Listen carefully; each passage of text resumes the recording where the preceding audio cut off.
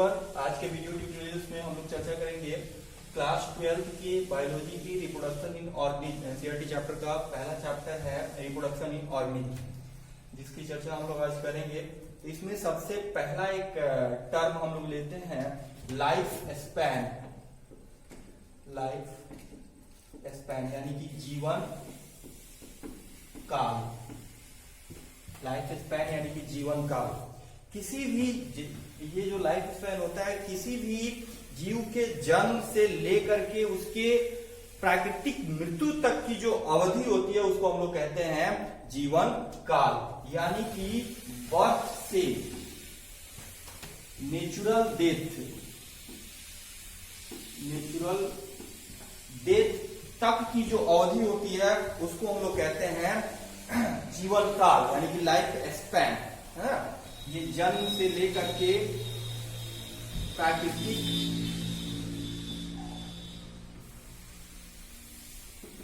मृत्यु तक की जो अवधि होती है उसको हम लोग कहते हैं जीवन काल। इस दौरान उस ऑर्गेनिज्म के उसके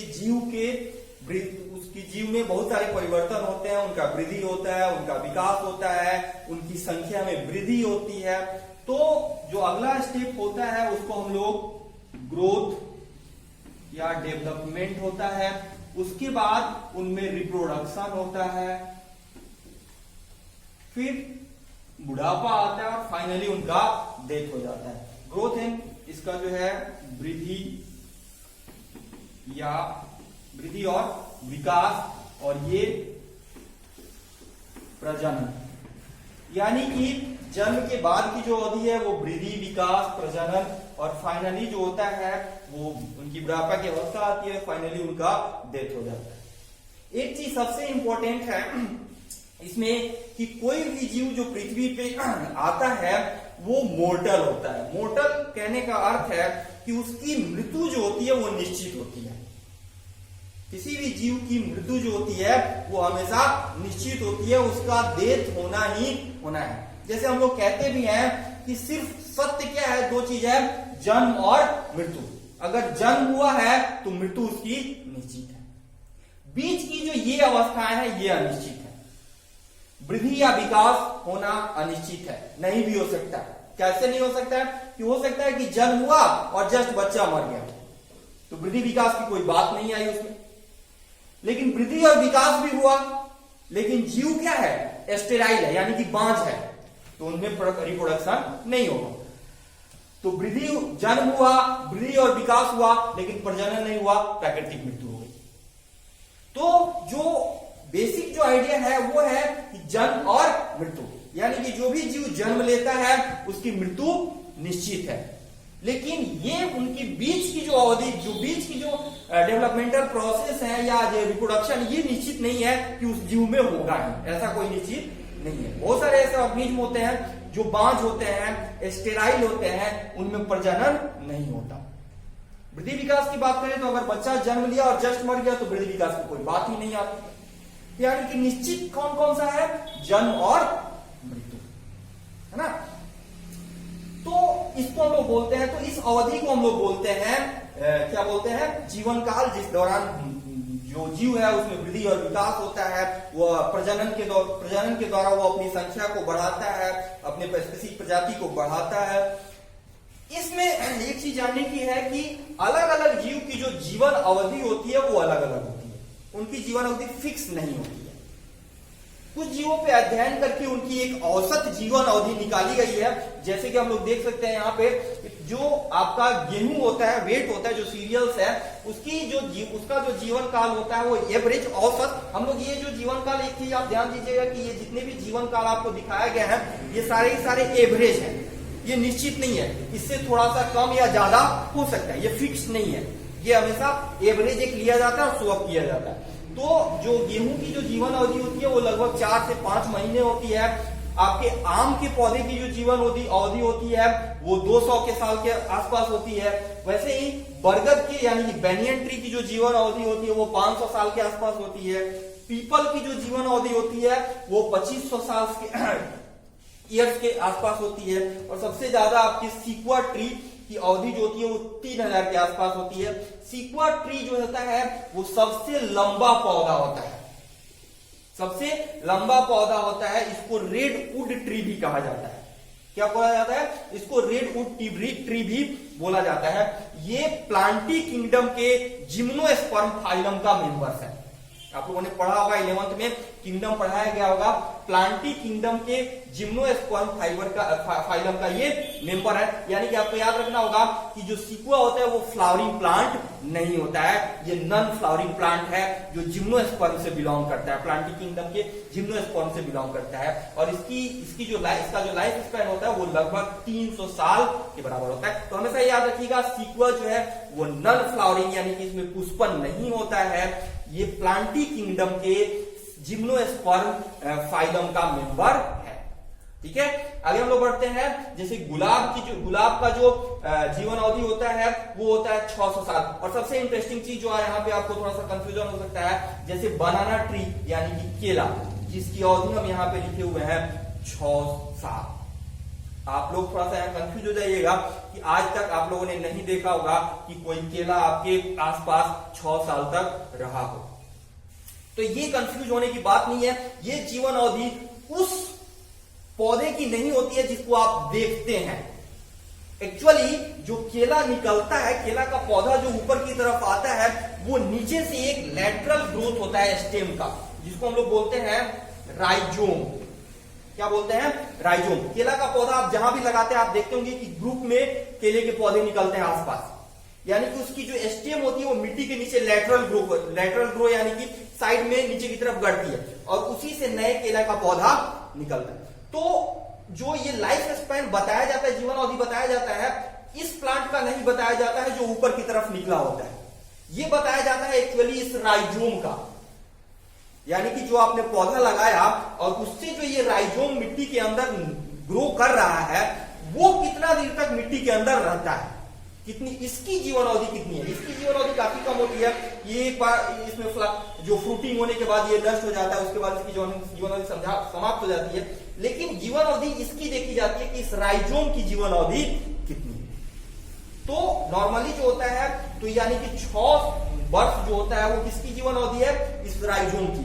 इस वाले प्लांट की जो आप देखते हैं उसकी नहीं। इसलिए थोड़ा सा यहाँ पे कंफ्यूज नहीं होना है, इसलिए हमने इसको डिटेल में थोड़ी सी बताई आपको कि जो जीवन अवधि होती है वो ऊपर जो प्लांट निकला होता है उसकी जीवन अवधि की चर्चा हम लोग नहीं करते हैं। यहाँ पे चर्चा की जाती है जो नीचे की तरफ ग्रो कर रहा होता है और जिससे ये निकलता है उसकी, है ना। तो इसके अलावा कुछ एनिमल्स की जीवन अवधि की चर्चा हम लोग यहाँ पे करेंगे। जैसे कि आपका है डॉग यानी कि कुत्ता, जिसका जीवन काल लगभग 12 वर्ष के आसपास होता है।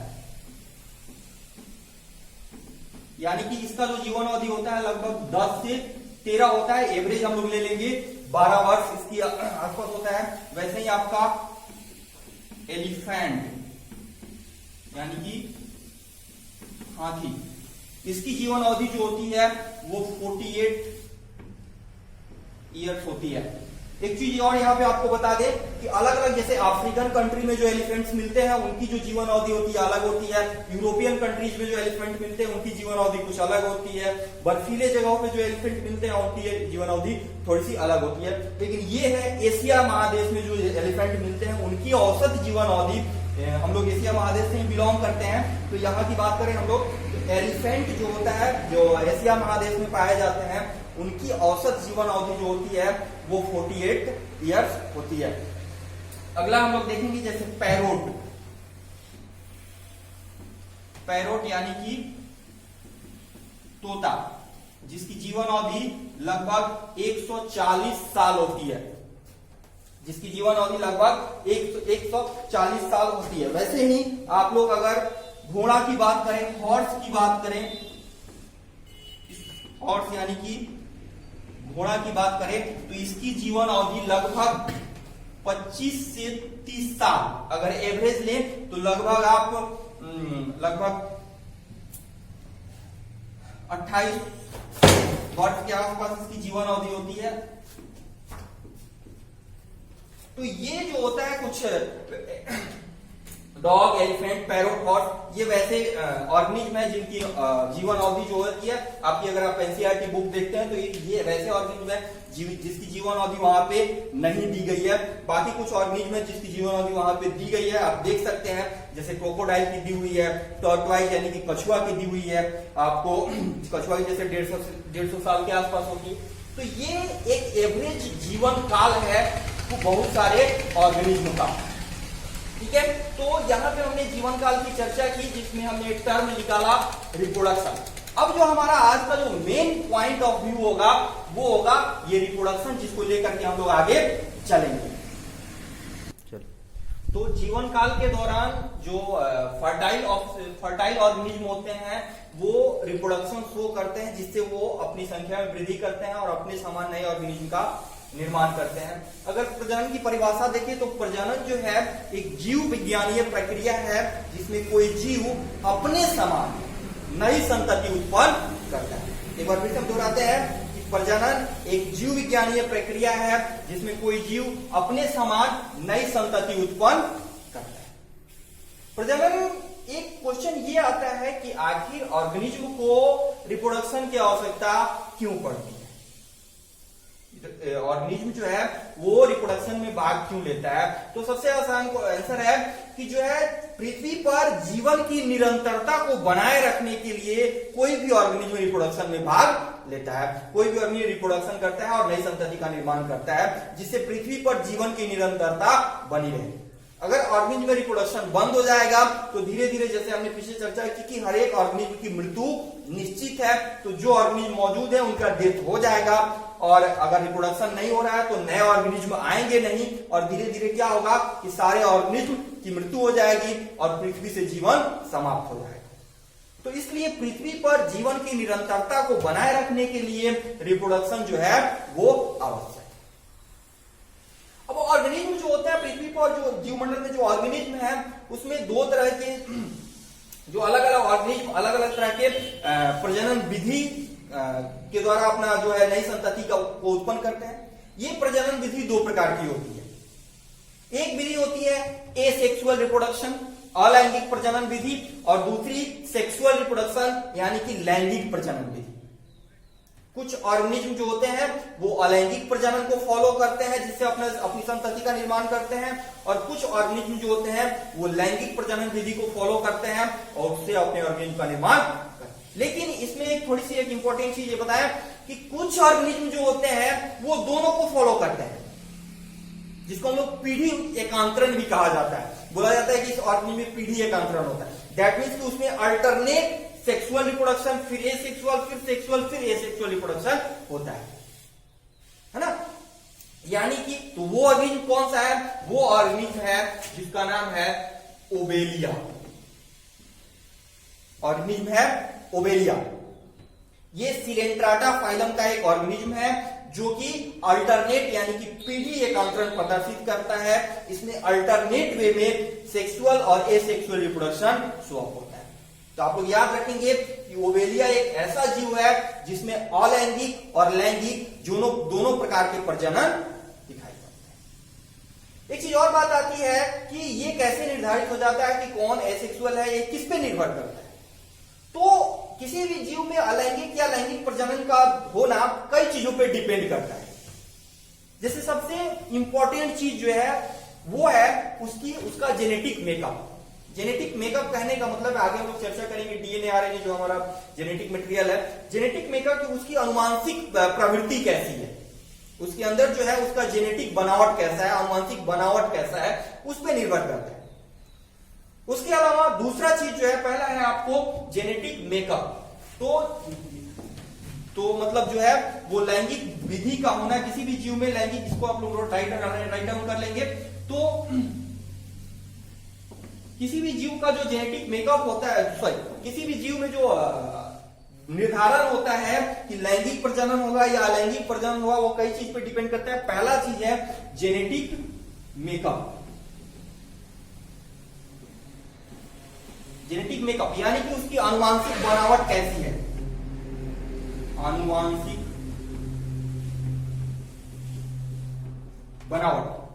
आगे हम लोग अनुवांशिकता एक चैप्टर ही है मेंडल्स, जिसमें मेंडल्स के नियम हम लोगों को पढ़ने हैं, हम लोग पढ़ेंगे डिटेल में, इसको जानेंगे। दूसरा होता है उसकी इंटरनल एनाटॉमी।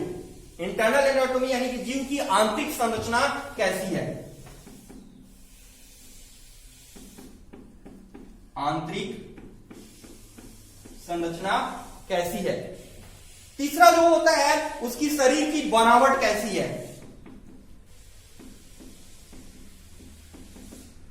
शरीर की बनावट कैसी है। और चौथा होता है जो होता है उसका आवास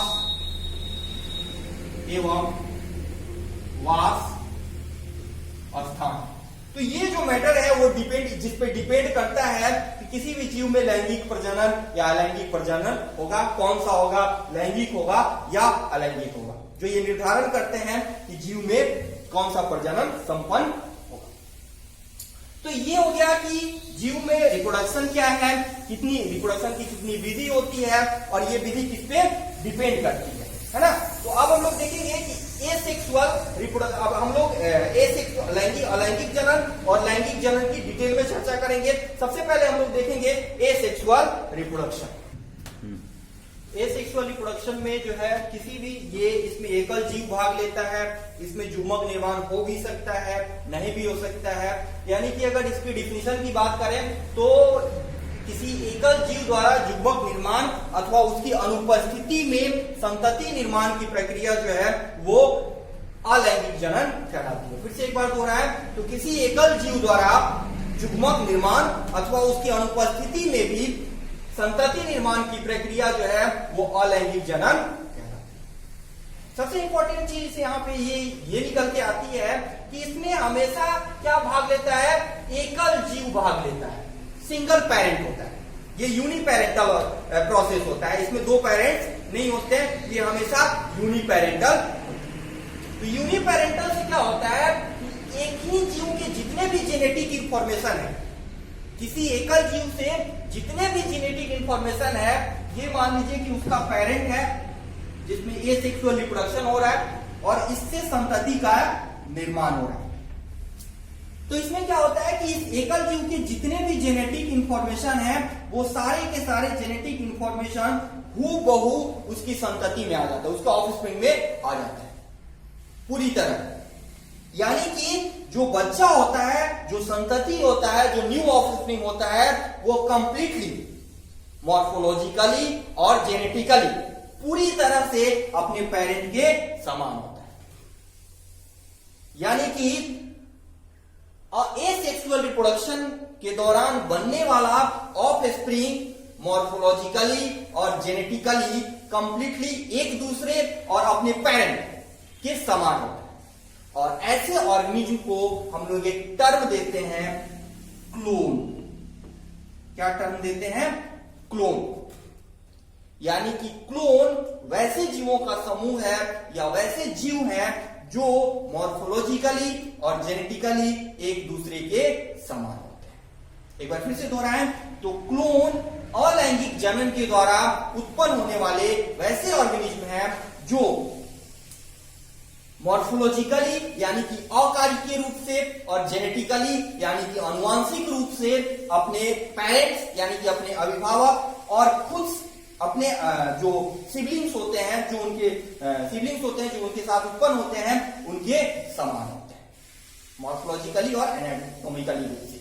तो आप लोग इसको वैस को पॉज करके लिख सकते हैं। क्लोन की डिफिनेशन जो हमने आपको बताई कि क्लोन जो होते हैं अलैंगिक जनन के द्वारा उत्पन्न होने वाले वैसे ऑर्गेनिज्म होते हैं जो मॉर्फोलॉजिकली यानी कि अकार्यकीय और जेनेटिकली यानी कि आनुवंशिक रूप से अपने अभिभावक या अपने सिबलिंग्स के हूबहू समान। तो ये होता है आपका अलैंगिक प्रजनन, जिसमें एकल जीव सक्षम होता है नए ऑफस्प्रिंग के निर्माण। अब ये अलैंगिक प्रजनन जो होता है ये कई विधियों द्वारा संपन्न होता है, जिसमें कई विधि होती है जिसके द्वारा जीव जो होता है अपनी संतति को उत्पन्न करता है। जिसमें पहला विधि जो होता है वो होता है फीजन। पहला विधि जो होता है वो होता है फीजन। इसको हम लोग विखंडन भी कहते हैं, हिंदी में इसको विखंडन नाम दिया जाता है। ये दो तरह का होता है। विखंडन दो तरह से हो सकता है, binary fission, binary fission, binary fission, इसको हिंदी में बोलते हैं हम लोग विखंडन। इसको एग्जाम्पल में हम यहां पे ले सकते हैं अमीबा। बाकी हम लोग डिटेल में चर्चा करेंगे तो इसके बारे में देखेंगे। दूसरा होता है बहुविखंडन, बहुविखंडन, इसको हम लोग बोलते हैं multiple fission, multiple fission. Example में आपका ले सकते हैं प्लाज्मोडियम स्पीसीज, प्लाज्मोडियम एक प्रोटोजोआ है जो मलेरिया कॉज करता है। इसका एक जो होता है एक जीनस होता है जो इसका एक प्लाज्मोडियम विवेक्स जीनस होता है जो मलेरिया कॉज करता है ह्यूमन बीइंग। तो प्लाज्मोडियम में क्या होता है, आपका मल्टीपुल फिजन होता है। ये ऑब्जेक्टिव पॉइंट ऑफ व्यू से इंपॉर्टेंट है, आप लोग राइट डाउन करते रहिएगा। दूसरा जो प्रोसेस है, एक चीज यहाँ पे, एक खास चीज यहाँ पे हम लोग आपको बता दें कि इस प्रोसेस में हमेशा पेरेंट सेल जो होता है वो खत्म हो जाता है, पेरेंट सेल जो होता है उसका वो नष्ट हो जाता है। जैसे मान लीजिए कि ये आपका एक सेल है, एक अमीबा है, ये एक अमीबा है, इसमें बाइनरी फिजन हुआ। बाइनरी फिजन होने से क्या हुआ, इससे दो अमीबा बन गए। तो ये दोनों अमीबा जो बने, ये दोनों अब नए संतति हैं, यानी कि अभिभावक खत्म हो चुका है, अभिभावक अब एग्जिस्ट नहीं कर रहा है, अभिभावक खुद दो नई संतति कोशिकाओं में टूट चुका है। यहां पे अभिभावक अब एग्जिस्ट नहीं है, अभिभावक खत्म हो चुका है। तो यहाँ पे एक इंपॉर्टेंट चीज ये याद रखना है कि फिजन जो आपका अलैंगिक फिजन होता है उसमें अभिभावक कोशिका जो होती है वो खत्म हो जाती है। आगे जितने भी प्रोसेस देखेंगे उसमें हम लोग देखेंगे कि नई संतति के निर्माण के साथ साथ अभिभावक कोशिका यानी कि अभिभावक बॉडी भी, ऑर्गेनिज्म बॉडी भी एग्जिस्ट करती है यानी कि रहती है। जैसे दूसरा हमारा जो अलैंगिक प्रोसेस है, अलैंगिक जन्म विधि है, वो है बॉडी, बॉडी हिंदी में इसको मुकुलन कहते हैं। बॉडी इसलिए नाम दिया गया कि इसमें, जिसको आप लोग कली भी कहते हैं या मुकुल भी कहते हैं, कि जीव शरीर पे एक बड के निर्माण, मान लीजिए कि जीव शरीर, इस पे एक बड के निर्माण के साथ नए जीव के निर्माण की प्रक्रिया शुरू होती है। और जैसे ही वो बड मैच्योर होता है, परिपक्व हो जाता है, जैसे कि मान लीजिए कि एक जीव शरीर है, ये जीव शरीर जैसे मान लीजिए इसको हम लोग हाइड्रा, ये हाइड्रा का एक स्ट्रक्चर है, इस पे यहाँ पे एक बड का निर्माण शुरू हुआ।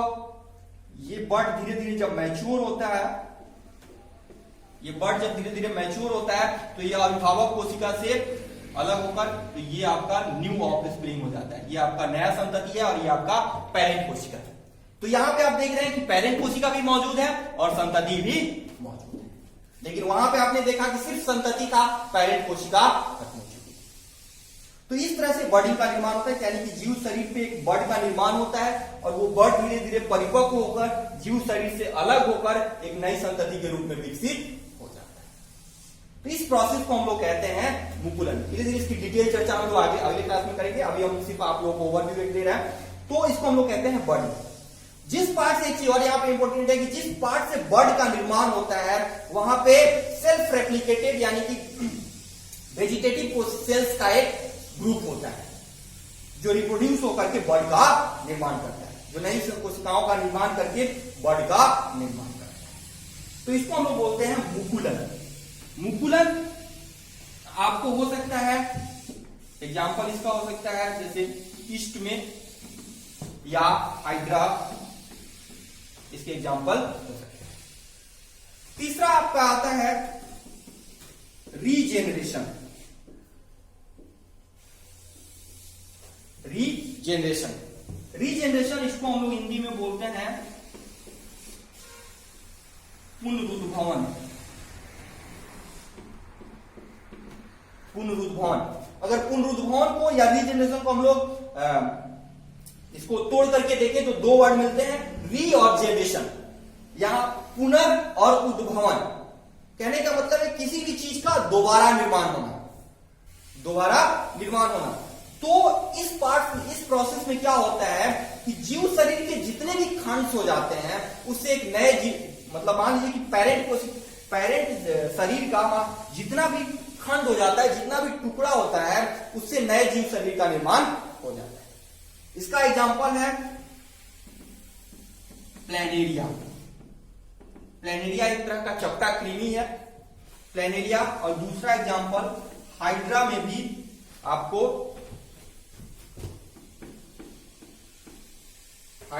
आपको रीजेनरेशन देखा जाता है। तो हाइड्रा दोनों तरफ बर्डिंग भी शो करता है और आपको रीजेनरेशन भी शो करता है। वो डिपेंड करता है कि उसकी सिचुएशन क्या है। जैसे हम लोगों ने थोड़ी देर पहले सब चर्चा की कि कुछ खास फैक्टर होते हैं जो ये निर्धारित करते हैं कि जीव शरीर में कौन सा प्रजनन संपन्न होगा। तो ये दोनों ये सिचुएशन पे डिपेंड करते हैं कि हाइड्रा में कब बर्डिंग होगा और कब रीजेनरेशन होगा, है ना। अगला जो हमारा एसेक्सुअल रिप्रोडक्शन विधि है वो है आपका स्पोरोजीनेसिस। स्पोरोजीनेसिस इसको हम लोग बोलते हैं बीजाणु जनन। इस प्रोसेस में क्या होता है कि ऑर्गेनिज्म एक बीजाणुधानी का निर्माण करता है और एक बीजाणुधानी, मान लीजिए ये एक स्टॉक होता है, स्टॉल होता है जिसपे वो एक बीजाणुधानी का निर्माण करता है और इस बीजाणुधानी में बहुत सारे छोटे छोटे बीजाणु का निर्माण करता है।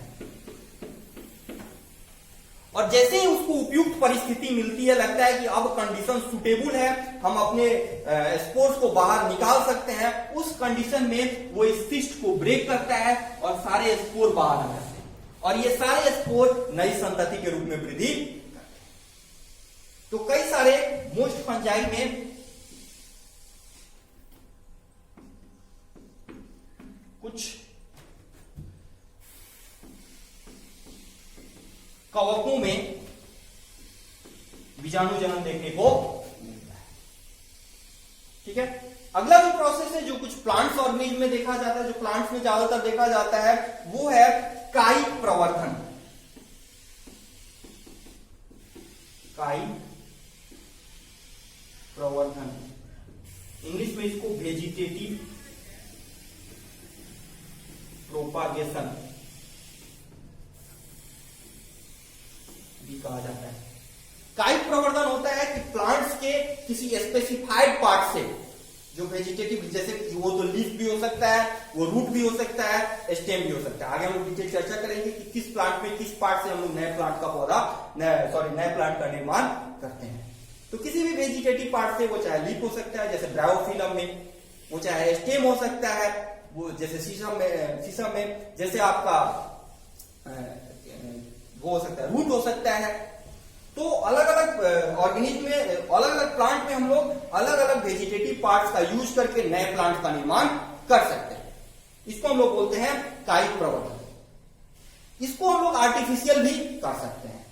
इसका सबसे जो होता है एडवांस प्रोसेस अब आ चुका है, बहुत पहले ही आ चुका था, जिसको हम लोग बोलते हैं tissue culture. Tissue culture lab में एक प्लांट की छोटी कोशिका या टिश्यू का उपयोग करके अपने अनुसार उसमें वांछित चेंजेस करके, उसमें वांछित परिवर्तन करके अपने अनुसार नए पौधे का निर्माण कराया जा सकता है। यानी कि कायिक प्रवर्धन भी एक तरह से देखा जाए, टिश्यू कल्चर भी एक तरह से देखा जाए तो एसेक्सुअल रिप्रोडक्शन का ही एक पार्ट है।